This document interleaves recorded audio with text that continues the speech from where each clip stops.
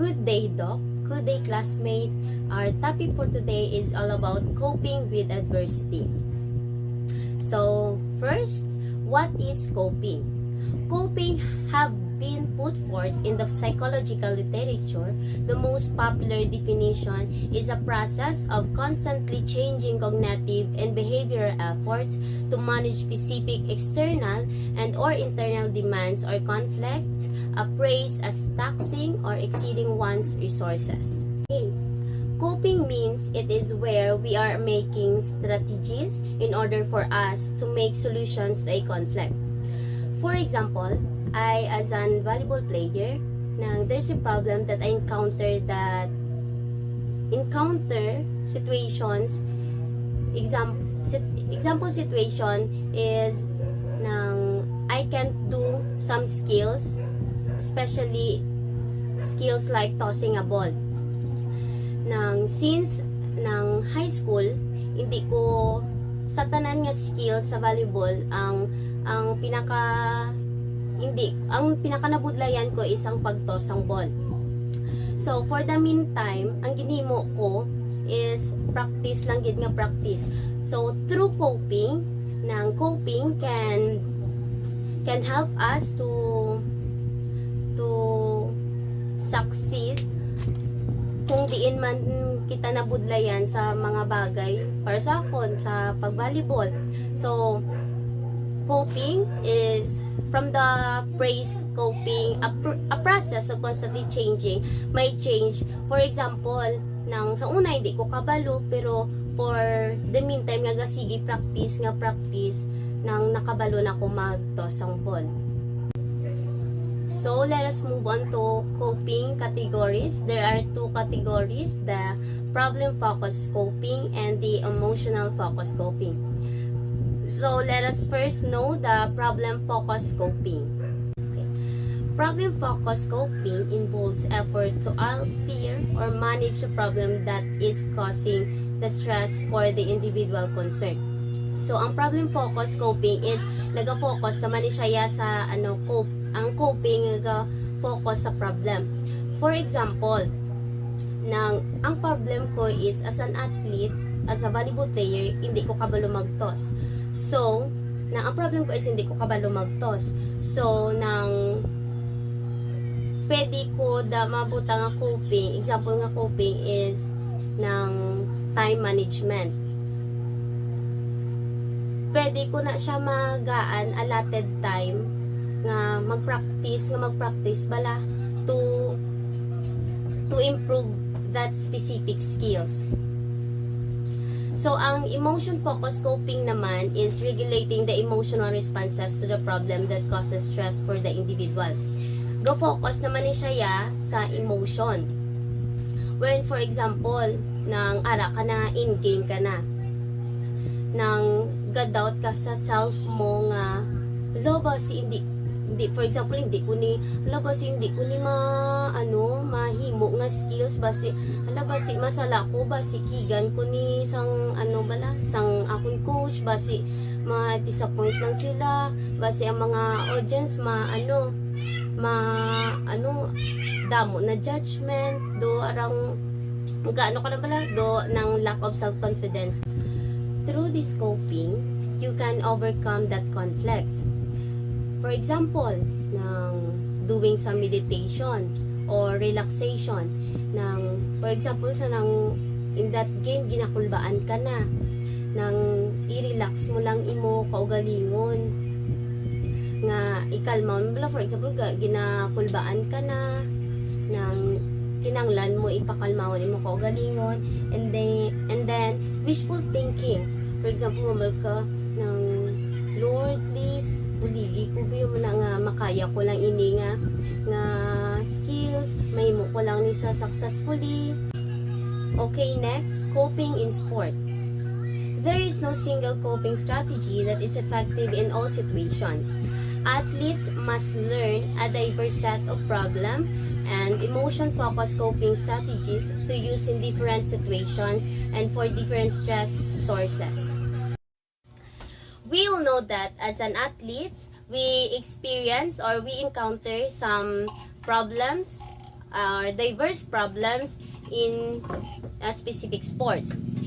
That's why it is important to learn and or practice these two categories of coping, the problem and emotional focus coping strategies,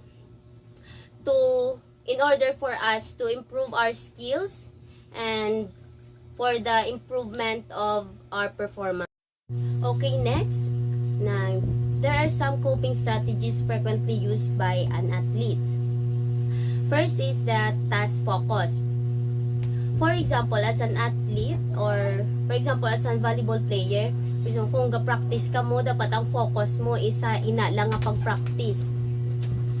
Next, rational thinking is self-talk. For example, nang gambal ka sa kaugalingon mo nga, kaya mo na self, nang mahimo mo na nga successful. Positive focus and orientation, social support. For example, nang supports coming from your audience, supports coming from your coaches, from your co-players. Gina-cheer kanila. Mental preparation and anxiety management. Time management, training hard and smart. And all these strategies is very useful for your performance in order for your performance to be successful, and also it can improve your performance as an athlete. Next is arousal inducing techniques. The goal is to get athletes at an optimal level of arousal. Often things such as pep talks and motivational speeches can over-arouse athletes. If arousal is to be raised, it should be done in a deliberate fashion with awareness of optimal arousal states. We all know that arousal is an kind of excitement. As an athlete, kung for example, over-excitement ka, it can boost your self-confidence. Also, as a coach, you can also use pep talks and motivational speeches to your athletes para ma-boost man nilang confidence. Kung for example, ginakulbaan sila. Also, it increase breathing rate, act energized, use mood words and positive statements, listen to music, use energizing imagery, complete a pre-competition workout. For example, as a coach, you can use some mood words or positive statements wherein it can help your students, your athletes rather,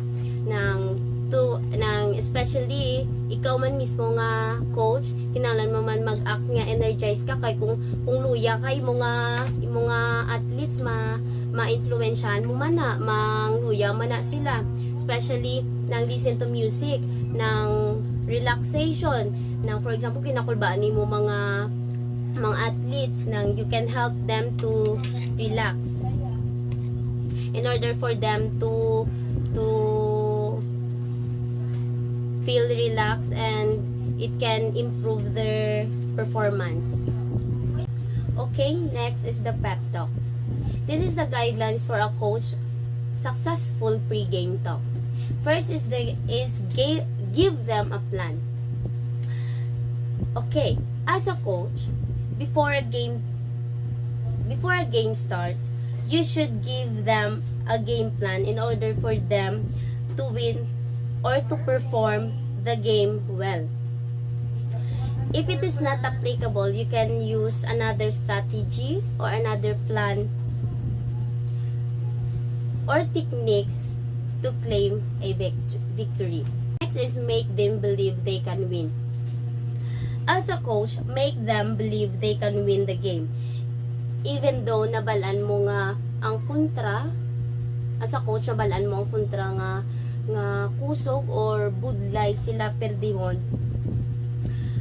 you must have a positive thinking or a positive energy, because if you have a positive energy, your athletes will also have it.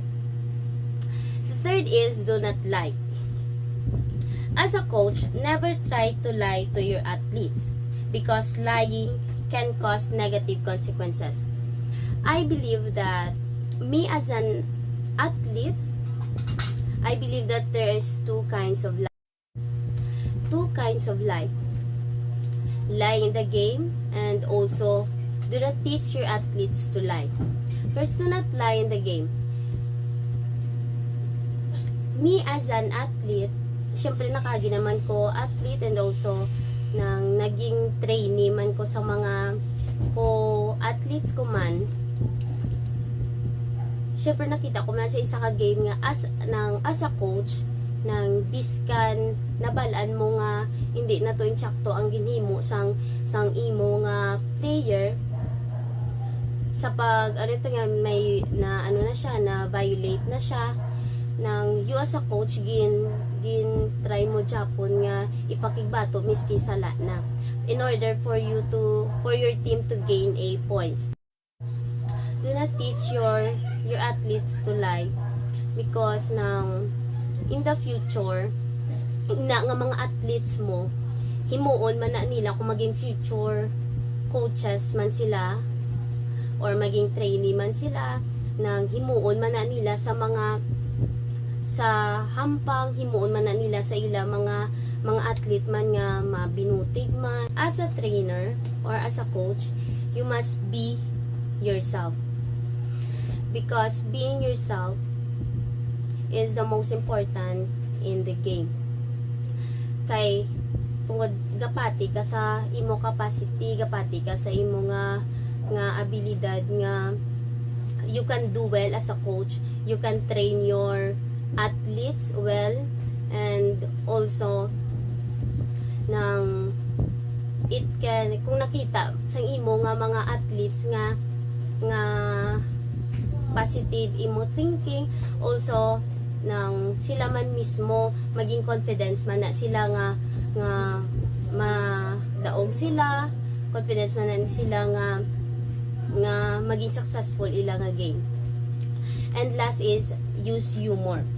As a coach, you need to use a positive humor to your athlete so in order to influence them also. Kay kung may positive humor ka, ma-influence man na imo nga mga athlete nga maging confident sila sa ina nga game.